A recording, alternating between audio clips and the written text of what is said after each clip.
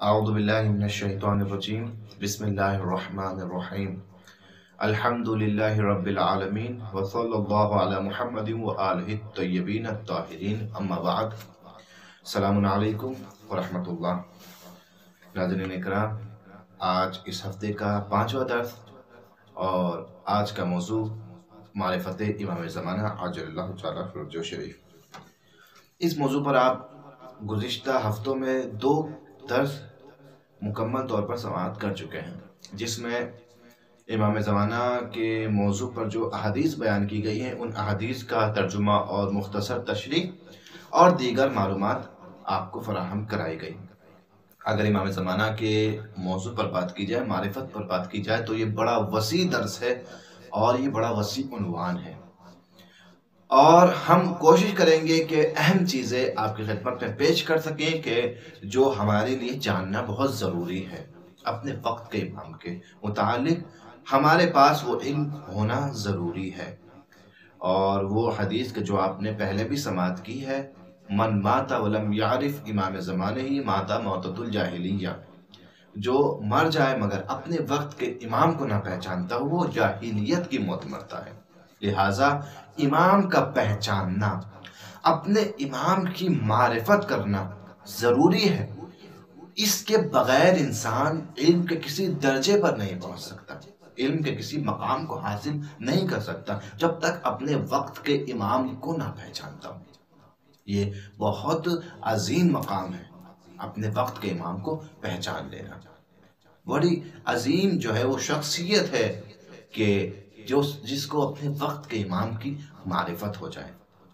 अपने वक्त की इमाम की मारिफत के लिए, अपने वक्त के इमाम को पहचानने के लिए ज़ाहिरी आंखों की ज़रूरत नहीं है, इसके लिए बातिनी आंखों की ज़रूरत है।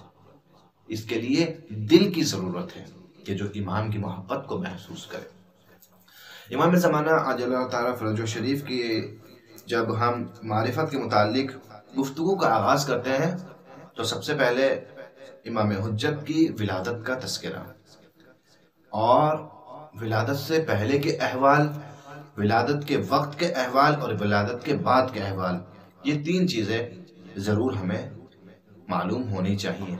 यानी इमाम ज़माना की विलादत से पहले क्या हालात थे, इमाम ज़माना की विलादत के वक्त क्या हालात पेश आए, और इमाम ज़माना की विलादत के बाद में गैबत से पहले क्या हालात पेश आए हैं।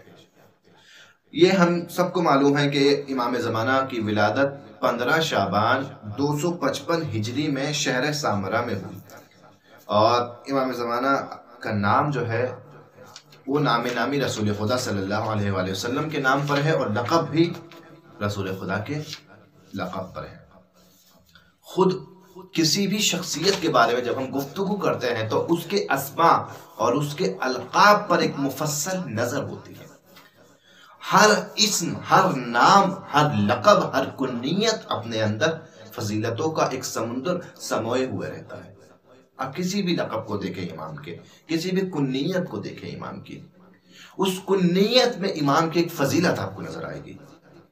उस कुन्नियत के जरिए से आप एक नए तरीके से, नए ज़ाविये से इमाम को पहचानेंगे। बहुत से नाम बयान किए गए हैं तारीख में, बहुत तूलानी फहरिस्त है इमाम ज़माना के अस्मा और अलक़ाब की, बहुत तूलानी फहरिस्त है। लिहाजा हमने ये कोशिश की है इंशाअल्लाह हर हफ्ते इमाम ज़माना के दर्स के मुतालिक जब गुफ्तगू होगी तो 2 अलक़ाब इमाम ज़माना के आपकी खिदमत में बयान किए जाएंगे, और उन अलक़ाब के ज़ेल में जो फजीलत इमाम ज़माना के सामने आती है वो फजीलत आपकी खिदमत में बयान की जाएगी।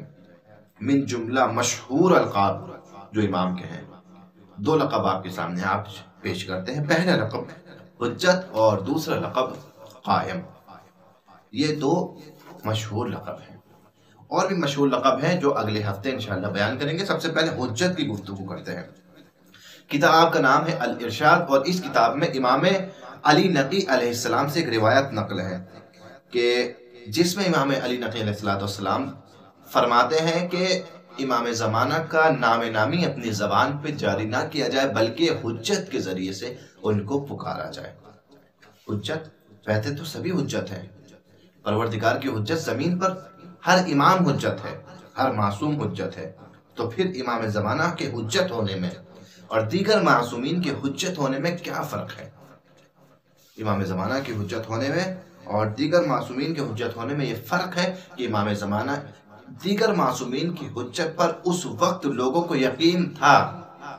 حجت یعنی جس کی وجہ سے یہ زمین باقی ہو، جس کی وجہ سے یہ جہان باقی ہو، یہ ہستی باقی ہو، اس کو حجت کہتے ہیں. جو تمام عالم کی بقا کا ضامن ہو اسے حجت کہتے ہیں. امام زمانہ کو حجت اس لیے کہتے ہیں کہ آج یہ لقب بھی امام زمانہ کی بخوبی معرفت لوگوں کو کرا رہا ہے. یہ دنیا جس کے لیے خلق ہوئی ہے وہ چلا گیا، تو اب یہ دنیا کیوں باقی ہے؟ جبکہ ایک قانون ہے کہ اگر یہ دنیا حجت سے خالی ہو جائے، خدا کی کوئی حجت اس دنیا میں نہ ہو، تو یہ دنیا تباہ ہو جائے گی، یہ دنیا برباد ہو جائے گی. ایک دن بھی یہ دنیا زندگی نہیں گزار سکتی بغیر حجت کے. لہٰذا یہ لقب امام زمانہ کی شناخت اور معرفت لوگوں تک پہنچا رہا ہے کہ آج اگر یہ دنیا اپنے وجود کی رنگینیوں کے ساتھ میں باقی ہے تو تلاش کرو وہ کون حجت ہے کہ جس کی وجہ سے یہ دنیا آج باقی ہے. یا تو وہ قانون انکار کرو کہ جو خدا نے بیان کیا کہ زمین حجت خدا سے کبھی خالی نہیں رہ سکتی، یا تو اس قانون کا انکار کیا جائے. مگر کوئی نہیں آئے گا اور یہ کہے کہ اس قانون کا انکار کرتا ہوں. نہیں، زمانہ ایسا بھی ہو سکتا ہے کہ جب حجت خدا نہ ہو، ایسا کوئی نہیں کہہ سکتا. نہیں، ہر کوئی کہے گا کہ ہر زمانے میں حجت خدا ہوگی، یہ خدا کا قانون ہے. اب اگر ہر زمانے میں حجت خدا ہوگی تو کیا تلاش نہیں کرنا چاہیے کہ آج کے زمانے میں وہ حجت خدا کون ہے؟ اور اگر کوئی انسان صحیح طریقے سے تلاش کرے تو یقیناً وہ امام زمانہ تک پہنچ جائے گا، وہ امام مہدی تک پہنچ جائے گا. یہ ہے حجت خدا. خود یہ تو امام علی نقی علیہ السلام سے روایت تھی. ایک روایت کفایت المہدی میں خود امام زمانہ سے ہے کہ جب امام زمانہ علیہ السلام خود اس میں فرماتے انا حجت اللہ و خلیفت ہوں، میں ہوں اللہ کی حجت.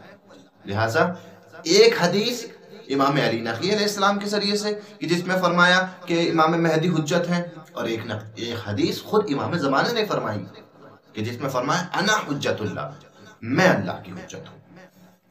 یہ دو حدیثیں ہمیں بخوبی بتاتی ہیں کہ امام زمانہ حجت خدا کس طریقے سے ہیں.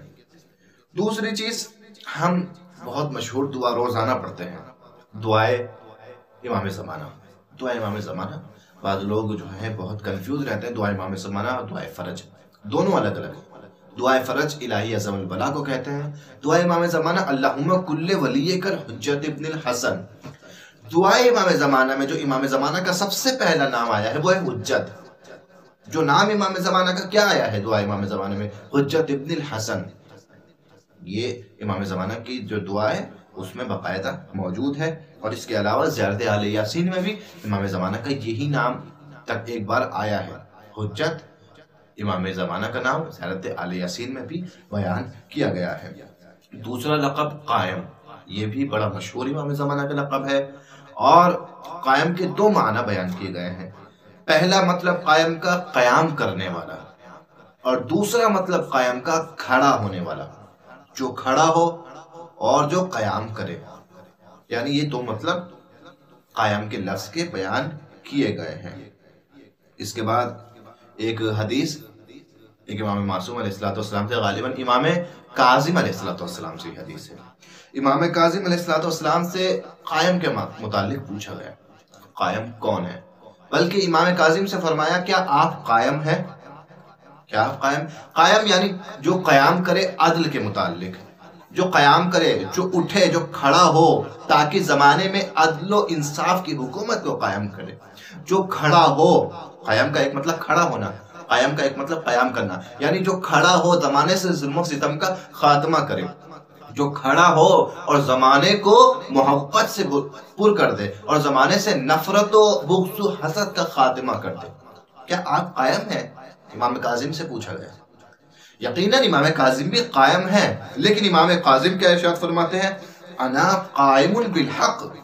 امام کاظم کہتے ہیں کہ بالتحقیق میں بھی قائم ہوں، میں بھی قائم ہوں، بالکل صحیح کہا تم نے، میں بھی قائم ہوں، وَلَكِنَّ الْقَائِمُ الَّذِي يُطَهِّرُ الْأَرْضَ مِنْ أَعْدَاءِ اللَّهِ، لیکن جس قائم کی تم بات کر رہے وہ قائم میں نہیں ہوں۔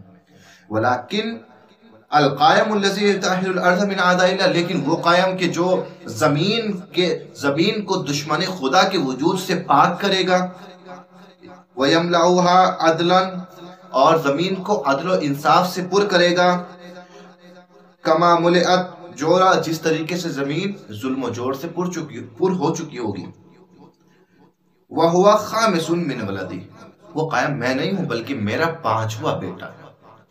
یہ امام کاظم علیہ السلام نے ارشاد فرمایا کہ جب پوچھا گیا کہ آپ قائم ہو، کہا ہاں میں بھی قائم ہوں، لیکن جس قائم کی تم بات کر رہے ہو وہ قائم جو عدل و انصاف قائم کرے گا ساری دنیا میں، وہ میں نہیں ہوں بلکہ میرا 5واں بیٹا ہے۔ امام کاظم کے ذریعے سے یہ لقب امام زمانہ کے لیے اس روایت کے ذریعے بیان کیا گیا ہے، اور بحار الانوار جلد 50 میں یہ روایت ذکر ہے کہ جو امام کاظم سے منسوب ہے۔ یہ 2 لقب آج ہم آپ کی خدمت میں بیان کر چکے، انشاءاللہ 2 لقب آگے اگلے دروس میں بیان کیے جائیں گے۔ تو یہ امام زمانہ کے مشہور القاب میں سے حجت، قائم، خلف صالح، صاحب الزمان، بقیت اللہ اور مہدی، یہ مشہور لقب ہے۔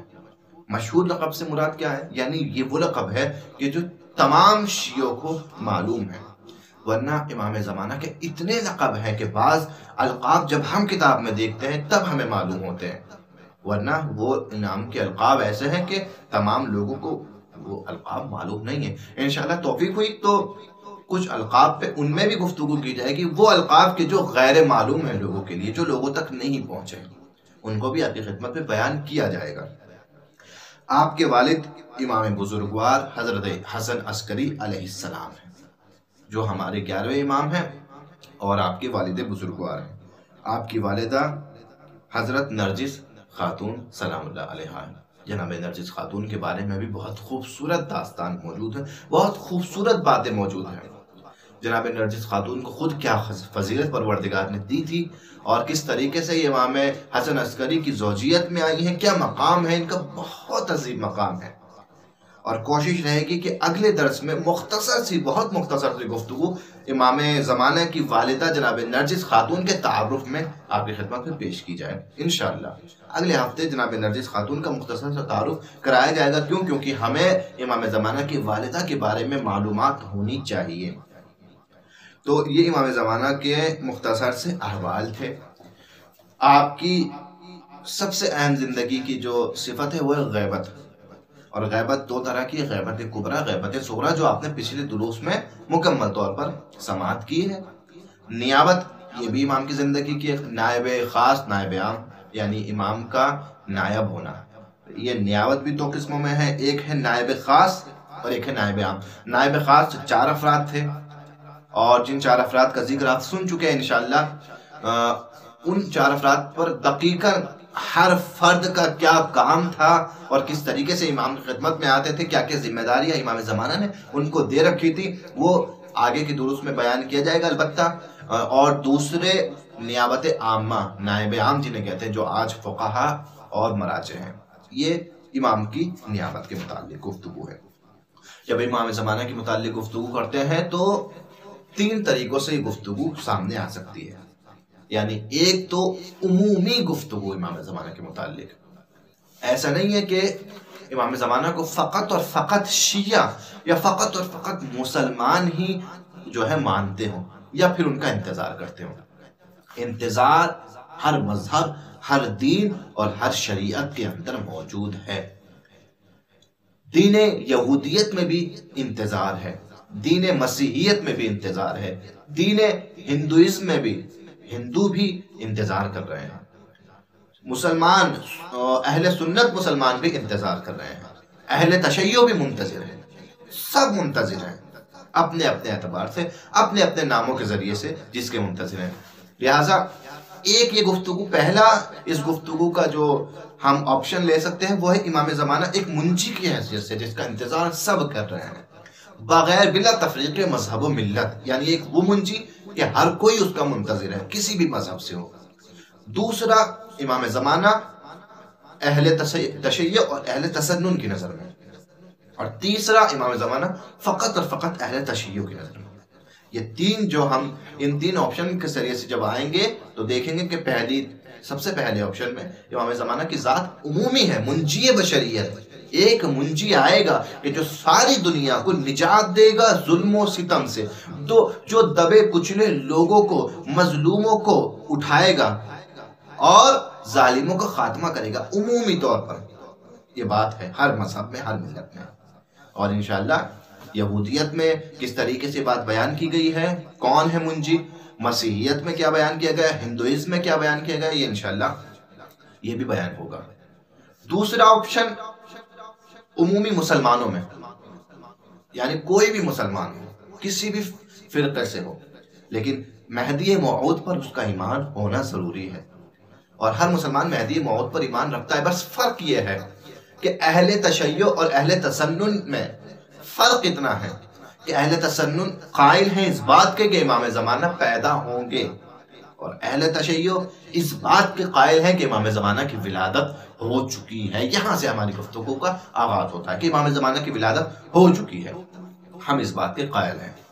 آپ امام حسن عسکری کے بیٹے ہیں اور 255 ہجری میں آپ اس دنیا میں تشریف لا چکے ہیں، مگر عمومی طور پر مسلمان کہتے ہیں کہ نہیں، ابھی ولادت ہوگی۔ تو یہ فرق ہے مختصر سا۔ اگر کوئی پوچھے کہ مسلمانوں میں اہل تشیع اہل تسنن میں امام زمانہ کے متعلق عقائد میں کیا فرق ہے، تو ایک فرق فقط یہی ہے کہ امام زمانہ متولد ہوں گے یا متولد ہو چکے ہیں۔ ہمارے پاس بخوبی طور پر اس کے دلائل موجود ہیں کہ امام زمانہ کی ولادت ہو چکی ہے، اور باقاعدہ وہ افراد اور وہ روایتیں موجود ہیں کہ جنہوں نے امام زمانہ کی زیارت کی ہے اور جنہوں نے امام زمانہ کو ولادت کے بعد دیکھا ہے۔ لہٰذا نمونے کے طور پر ایک روایت ہم بیان کرتے ہیں، وہ روایت ہے جناب حسن بن ایوب بن نوح سے، ایک راوی ہیں کہ جو بیان کرتے ہیں کہ ہم ایک مرتبہ امام حسن عسکری علیہ السلام کی خدمت میں گئے تاکہ ایک اہم سوال ان سے پوچھیں۔ ہم نے دیکھا کہ وہاں ہمارے علاوہ 40 لوگ بیٹھے ہوئے ہیں پہلے سے۔ تو یہ روایت حسن بن ایوب بیان کر رہے ہیں، اور یہ کتاب جو ہے سیرت امام ہادی کے نام سے یہ کتاب لکھی گئی ہے، اور اس میں یہ روایت بیان کی گئی ہے۔ تو حسن بن ایوب پہنچتے امام کے پاس میں اور دیکھتے کہ وہاں 40 لوگ بیٹھے ہوئے ہیں۔ جناب عثمان بن سعید عمری کہ جو امام زمانہ کے نائب خاص بھی ہوئے بعد میں، وہ بھی وہاں پر بیٹھے ہوئے تھے۔ وہ کھڑے ہوئے، اور کھڑے ہونے کے بعد میں امام حسن عسکری سے کہا کہ میں ایک موضوع کے بارے میں، ایک اہم موضوع کے بارے میں آپ سے سوال کرنا چاہتا ہوں۔ جناب عثمان بن سعید نے امام زمانہ سے کہا کہ ایک اہم موضوع کے بارے میں، تو امام زمانہ نے جواب دیا کہ امام حسن عسکری نے جواب دیا کہ بیٹھ جاؤ، اور جناب عثمان بن سعید کو وہیں بیٹھا دیا۔ پھر اس کے بعد میں یہاں پر امام حسن عسکری علیہ السلام نے ارشاد فرمایا، یہاں امام ارشاد فرماتے ہیں کہ جیسے ہی امام نے اشارہ کیا، ایک خوبصورت بچہ، نورانی بچہ صحن خانہ میں وہاں داخل ہوا کہ جہاں یہ لوگ بیٹھے ہوئے تھے، اور پھر امام نے سارے مجمع کو مخاطب کر کے کہا کہ یہ بچہ میرے بعد میرا جانشین ہے اور تمہارے لیے امام وقت ہے، لہٰذا اس کی اطاعت کرنا اور اس کے حکم کی خلاف ورزی نہ کرنا، ورنہ ہلاک اور گمراہ ہو جاؤ گے۔ یہ 40 لوگ جنہوں نے امام زمانہ کو بچپن میں دیکھا، جناب حسن بن ایوب جنہوں نے امام زمانہ کو دیکھا، اور اس روایت کے مطابق جناب عثمان بن سعید بھی وہاں موجود ہے کہ جنہوں نے امام زمانہ کو دیکھا ہے۔ گویا یہ 40 لوگ اور یہ 2 نام جو خاص ہیں، اس بات پر دلالت کرتا ہے کہ امام زمانہ کی ان لوگوں نے زیارت کی ہے، اور جو ہماری بات پر دلیل ہوتا ہے کہ امام زمانہ کی ولادت ہو چکی ہے۔ کیوں؟ کیونکہ جب زیارت کی ہے لوگوں نے امام کی، تو زیارت کوئی ولادت سے پہلے تو کرتا نہیں ہے، لہٰذا یہ ایک بحث ہے باقاعدہ کہ امام زمانہ کی ولادت ہو چکی ہے یا ہوگی، اور اہل تشیع معتقد ہے کہ امام زمانہ کی ولادت ہو چکی ہے۔ دوسرا سوال جو پیش آتا ہے وہ بڑا اہم سوال ہے کہ غیبت کی ضرورت کیوں پڑی ہے؟ کیوں ایسا نہیں ہوا کہ جیسے ہر امام موجود تھا اپنے چاہنے والوں کے درمیان، امام زمانہ بھی موجود رہتے، امام زمانہ بھی ہمارے پاس ہوتے، ہم بھی ان سے سوال و جواب کرتے، ہم بھی ان سے ملاقات کے لیے جاتے، ہم بھی ان کے قدموں پہ اپنے سر کو رکھتے، ہم بھی ان کی خدمت میں اپنی جان کا نذرانہ پیش کرتے۔ آج کیوں امام زمانہ غیبت میں ہے؟ اسباب و علل کیا ہے غیبت کے؟ کیوں غیبت میں امام زمانہ گئے ہیں؟ لہذا علماء بیان کرتے ہیں کہ اصل اور درست اسباب و علل تو فقط خدا کو معلوم ہے، لیکن اپنے اپنے علم کے مطابق جو روایتوں کو جمع کیا گیا ہے اور جو اس سے علماء نے جو نتیجہ نکالا ہے وہ فقط نتیجے کے طور پر علماء کہتے ہیں کہ اصل حقیقت خدا کو پتہ ہے، لیکن ہم نے جو روایتوں کے ذریعے سے نتیجہ نکالا ہے اس سے یہ نتیجہ نکلا ہے کہ یہ کچھ اسباب ہو سکتے ہیں غیبت میں جانے کے امام زمانہ کی۔ یہ کچھ اسباب، سب سے پہلا سبب جو بیان کرتے ہیں صاحب کتاب اپنی کتاب میں، آزمائش مردوں، لوگوں کا امتحان، یہ پہلا سبب ہو سکتا ہے امام زمانہ کے غیبت میں جانے کا، تاکہ لوگوں کا امتحان لیا جائے، لوگوں کا آزمایا جائے، لوگوں کی آزمائش ہو۔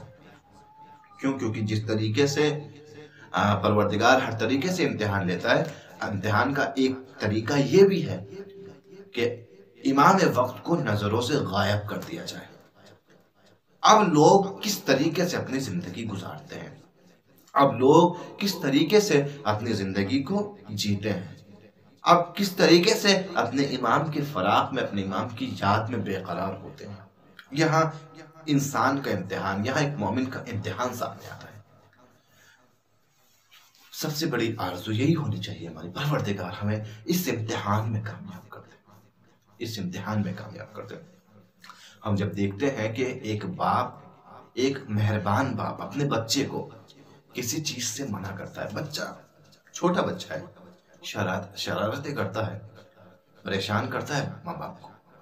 مثلا باپ نے منع کیا کہ بیٹا یہ کام مت کرنا، چھوٹا بچہ ہے، باپ سامنے موجود ہے، بیٹا رک گیا، بیٹا اس کام کو نہیں کر رہا ہے، لیکن جیسے ہی بیٹے نے دیکھا کہ باپ دروازے سے باہر چلا گیا کسی کام سے، اب باپ گھر میں نہیں ہے، اب فوراً بیٹا پھر اسی کام میں لگ جاتا ہے۔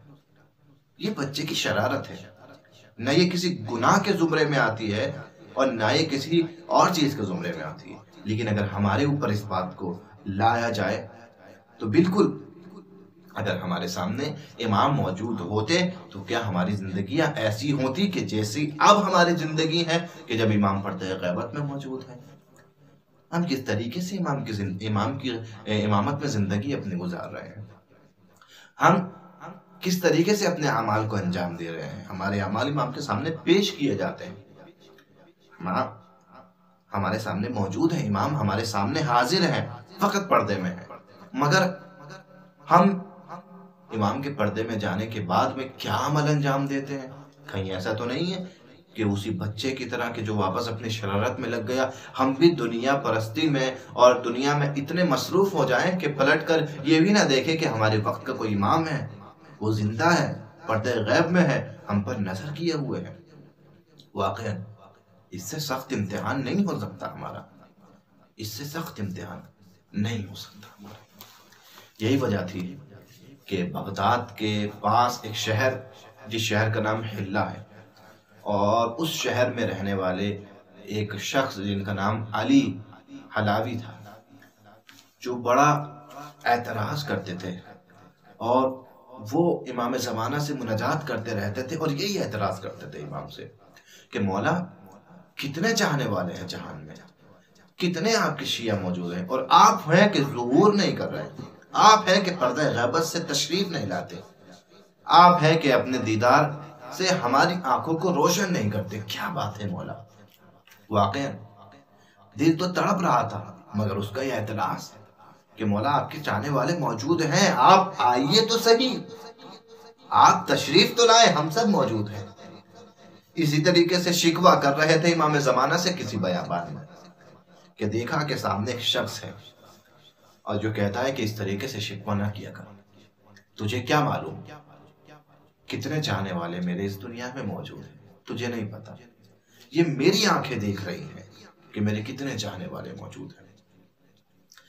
وہ کہتا ہے آپ کون ہے؟ کہا میں ہی امام زمانہ ہوں تیرا، جس کی آنے کے لیے تو شکوہ کر رہا ہے وہ میں ہوں۔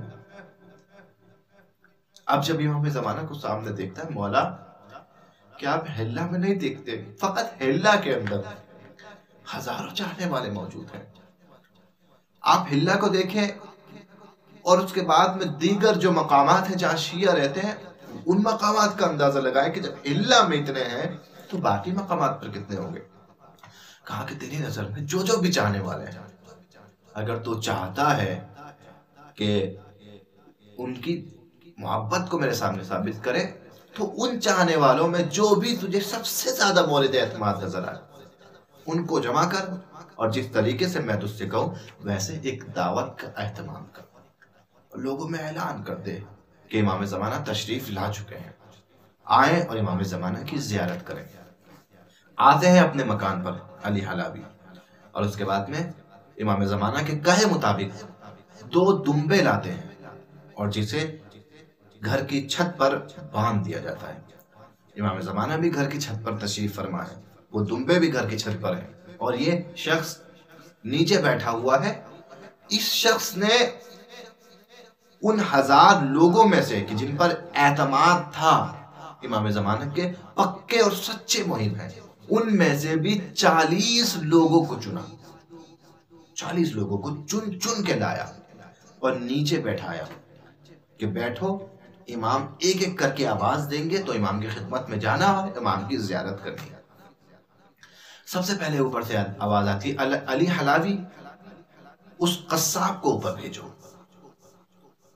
وہ قصاب اوپر جاتا ہے، اس کے بعد میں جیسے وہ قصاب اوپر جاتا ہے تو امام اس کو حکم دیتے ہیں کہ اس میں سے ایک دمبا لو اور اس دمبے کو ذبح کرو، اور اس طریقے سے کہ اس کا خون بہہ کر جب نیچے گرے تو نیچے جتنے بھی لوگ بیٹھے ہوئے ہیں وہ سب وہ خون دیکھیں، ان کے آنکھوں کے سامنے سے وہ خون گزرے۔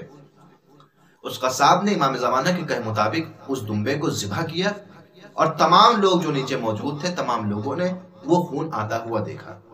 ان لوگوں کو یہ نہیں معلوم ہے کہ اوپر کوئی دمبا بھی ہے جو ذبح کیا جا رہا ہے، ہاں ان لوگوں کو فقط یہ معلوم ہے کہ اوپر امام زمانہ ہے کہ جو ایک ایک کر کے ہمیں آواز دیں گے۔ پھر اس کے بعد امام زمانہ آواز دیتے ہیں، علی حلاوی تم بھی اوپر آ جاؤ۔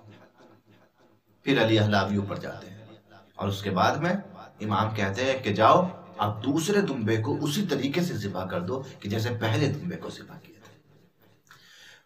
دوسرا دمبا لیتے ہیں اور اسی طریقے سے ذبح کرتے ہیں، خون بہہ کر نیچے جاتا ہے اور لوگ بہتے ہوئے خون کو دیکھتے ہیں۔ اب امام زمانہ کہتے ہیں کہ جاؤ اور نیچے جو بھی شخص نظر آئے اب اس شخص کو آپ اوپر لے کے آؤ۔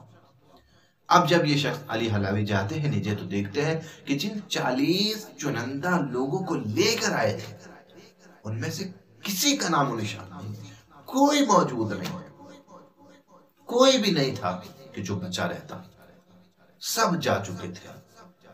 امام زمانہ اشکبار آنکھوں سے علی حلاوی کی طرف دیکھتے ہیں کہ تم 1000 میں سے بھی 40 چن کے لائے تھے، میری نگاہیں دیکھ رہی تھی کہ حلہ میں تمہارے اور اس قصاب کے علاوہ کوئی ایسا نہیں ہے کہ جو میری نظر میں مورد اعتماد ہو۔ شکوہ درست ہے، مگر انسان کم سے کم اس قابل تو بنے، کم سے کم اس قابل تو بنے کہ اپنے امام کا سامنا کر سکے۔ امتحان سخت ہے، بڑا سخت امتحان ہے۔ اگر میں آپ سے سوال کروں، میں کون ہوتا ہوں سوال کرنے والا؟ سب سے پہلے میں اپنے آپ سے سوال کروں۔ اگر میں اپنے آپ سے سوال کروں کیا میرے اعمال ایسے ہیں کہ اگر سامنے وقت کے امام ہو تو میں ان سے نظریں ملا پاؤں؟ واقعی کیا میرے اعمال ایسے ہیں کہ امام وقت سے نظریں ملا کے ان کی بارگاہ میں سرخرو ہو پاؤں؟ نہ جانے کتنے گناہ ایسے ہیں کہ جو میرے وجود کا حصہ بن چکے ہیں، نہ جانے کتنی کوتاہیاں مجھ میں موجود ہیں، نہ جانے کتنی کمیاں میرے اندر موجود ہیں۔ اس سے بڑا امتحان کیا ہوگا عزیزان گرامی؟ واقعی یہ بڑا عظیم امتحان ہے، جس امتحان سے ہم اور آپ گزر رہے ہیں۔ اس امتحان میں ہم اسی وقت کامیاب ہو سکتے ہیں کہ مکمل طور پر اپنی زندگی کو ایسا گزاریں، اس طریقے سے گزاریں کہ جب بھی امام زمانہ کا ظہور ہو سب سے پہلے ہم اول صف میں امام زمانہ کے سامنے نظر آئیں۔ یہ بہت ہی ضروری ہے اپنے امام کے لیے آمادہ رہنا۔ آمادگی ظہور جو کلاسز کا عنوان رکھا گیا ہے، اس کا مقصد یہی ہے کہ ہم تیار نہیں ہیں، اور ہم اس علم کے ذریعے سے تیار ہو سکتے ہیں امام زمانہ تک پہنچنے کے لیے۔ بس اسی گزارش کے ساتھ میں آج کے درس کو تمام کرتا ہوں کہ اگر امام زمانہ سے قریب ہونا ہے تو ہر اس عمل سے دور ہونا ہوگا کہ جو امام زمانہ کو ناپسند ہے، جو خدا کو ناپسند ہے۔ اگر امام زمانہ سے قربت چاہیے تو دنیا کی لذتوں سے دور ہونا ہوگا۔ اگر امام زمانہ کو راضی کرنا ہے تو دنیا میں گناہوں سے خود کو دور کرنا ہوگا، ورنہ کوئی آپشن نہیں کہ ہم امام زمانہ کی خدمت میں جائیں اور سرخرو ہو جائیں۔ فقط زبانی جملے ہیں، اس کے علاوہ ان جملوں کی حقیقت کچھ نہیں ہے۔ بڑے بڑے موجود ہیں جن کے اعمال ایسے ہیں کہ امام زمانہ کی خدمت میں پہنچے سرخرو ہو جائیں، مگر ہم کوشش کریں، پروردگار عالم سے دعا کریں کہ پروردگار ہمیں توفیق دے کہ ہم اپنے آپ کی اصلاح کریں اور خود کو اس قابل بنائیں کہ ہم امام زمانہ کی لشکر کے لیے تیار ہو سکیں۔ والسلام علیکم ورحمۃ